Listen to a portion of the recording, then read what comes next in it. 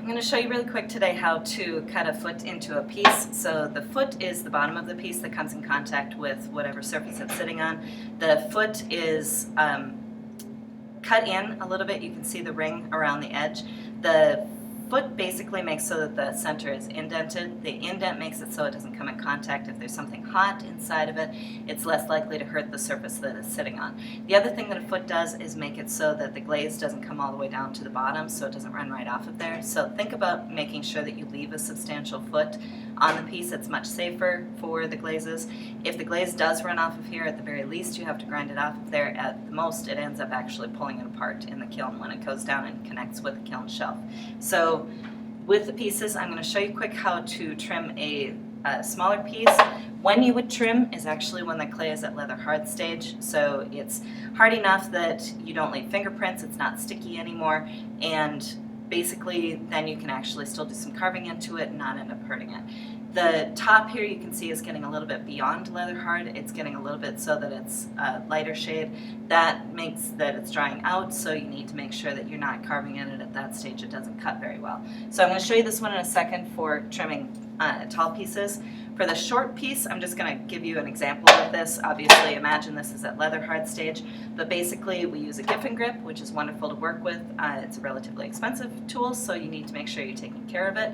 It's two pieces of plastic that slide back and forth together with each other. So you hold on the bottom and slide the top piece. Slide it in until it comes in contact, and then I usually just wiggle it a little bit so that I can kind of snug it up one more time to do the cutting on it. And the tools that we have different ones here. So just to show you quick the different types of tools, some are a little bit sharper than others, and working here is kind of a little bit more standard kind of size of tool. So I'm going to use this one to show you quick. When I hold the tool, I hold it like it's an extension of my hand. I run my finger down the side, hold on tight with it, and with my other hand, I bridge over so that my thumb is touching, and I usually touch the top, so I kind of create a little A there, a triangle. And my other fingers are kind of running along either out to the edge here or through the center of it so that I'm a little bit stable when I'm working with this. So when you're cutting, you're actually cutting at the 3 o'clock, if you think of this as a clock. So 12 o'clock, 3 o'clock, 6 o'clock, 9 o'clock, you're cutting at 3 o'clock. Never get above that because it's going to cut through it. If you get down here too far, you're just not at quite the right angle. So at 3 o'clock is perfect. So I'm just going to show you really quick with the taller one what you would do. So you slide this out until it hits the edge here. When you look at these pieces, they have the kind of bumper on it so that it will not hurt your piece to start with. The other side has a little hole in it so that you can put little pegs into it. So flip all of these around when it's all the way out. And I'm going to snug this up a little bit. There are 2 extra parts to this, so there is different size of pegs to go from it. So I'm going to take some taller pegs, I'm going to slip this down inside of here, and then there's the pads. So grab out 3 pads. These parts I'm going to keep in my office, so you just need to ask me for these parts. And then give them back to me each day, please, so that they stay in my office. If you don't get them back, then I won't have them. So put those on the ends.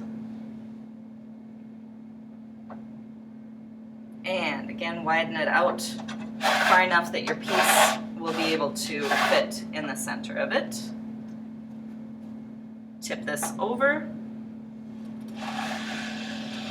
Slide it in until it comes into contact. Again, just kind of wiggle it around a little bit to make sure that you are right up to where you need to be. And then when I trim on this one, I need to make sure that I'm up high enough to be able to do it. I'm going to cut on the edge. Be careful if it gets a little bit loose. You're going to just snug it up a little bit again. You can turn these tools. I'm going to switch to another type of tool.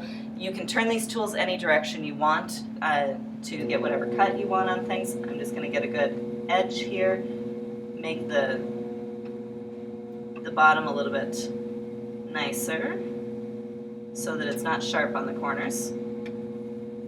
At this point, you could also take some weight out of the bottom of it if you do throw with a little bit more weight in the bottom of the piece. I'm going to take just a little bit out here, snug it up one more time. I'm leaving the little lip down on the bottom of the piece when I threw it because the lip will help the glaze to stop, especially since I do like kind of runny glazes on mine. So I'm going to take care of that. Now I'm going to take care of the bottom of the piece, and with this one I'm going to start the cut. I'm going to make sure this is nice and level before I start the ring. I'm going to cut down in first, and then I will trim the rest of the stuff out from the center of it, and take my time a little bit here. You'll see that this can be a little bit messy coming off the edge. Please make sure that you are cleaning up after yourself at the end of the day, and make sure this is nice and snug. It's wanting to move a little bit on me. I'm going to switch back to the little bit more level bottom of this so that it's a little easier to pull out the inner part of this. And then when you're done with this, don't forget to sign your piece. When you sign it, make sure that you are signing along the edge and don't sign straight through the center, because, okay, so I'm going to take that nub out of the center there. When you're signing, sign along the edge. If you sign through the center, you might accidentally cut through the center of it. So be careful. Take a little bit of time. You can use your fingers and level this out a little bit too. The bottom of this wobbles a little bit while it's going around on the wheel, so I need to be a little bit careful, and I'm going to use the trimming tool one more time after this too. But that's the idea of trimming.